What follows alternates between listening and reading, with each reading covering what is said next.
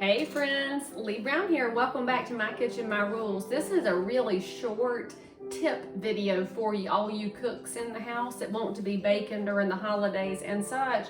You're probably going to run into a recipe at some point that calls for cake flour. Now many houses don't have cake flour. You're lucky to have all-purpose and self-rising.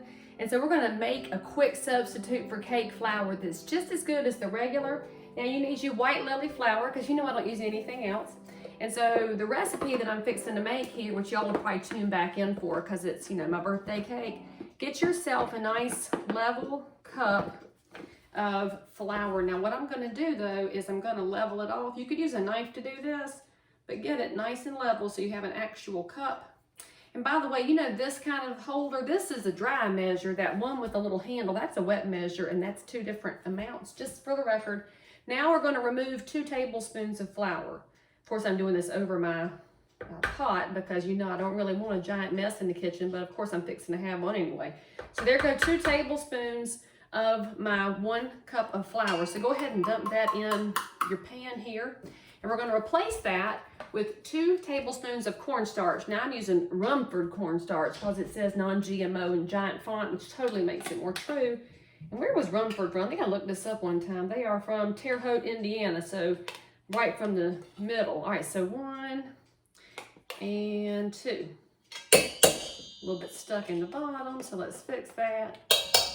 Remember, baking is science, and so I can't be guesstimating like I do on everything else. Now, to really get your cake flour correct, and this is the difference between a halfway cake. I was about to say something else, but I restrained because I know some of y'all got kids that watch this program with you. Look at me restraining. I'm so proud. So you need to have a sifter. So my sifter belonged to my grandmother, and y'all know that I was able to get her cast iron pan when she passed. I also got her sifter. So Ann and Janet, don't be mad. So here's what I'm going to do. And I needed a different bowl for this because I'm supposed to have 2 bowls to do this. All right, so sifting just puts a lot of air into your flour, which is the difference between a clunky cake and a super duper light cake. And you don't have to be perfect about it, but there it goes back in there. Now you can feel like your ma on Little House on the Prairie. And we'll just sit here doing this. Now I guess you can buy a sifter nowadays, but you can probably find one at an estate sale. And then you're gonna notice down in your sifter, you'll have some little chunks of flour. This is why we're sifting, so we don't have little chunks in our cake, because this is gonna make it so different. And now let me show y'all what a good cake flour looks like. That also mixes it in. You're gonna see that it's super light, super airy, and it's gonna make the best cake ever. So that's your substitute for cake flour. Tune back in and you'll see exactly what I'm making in my kitchen.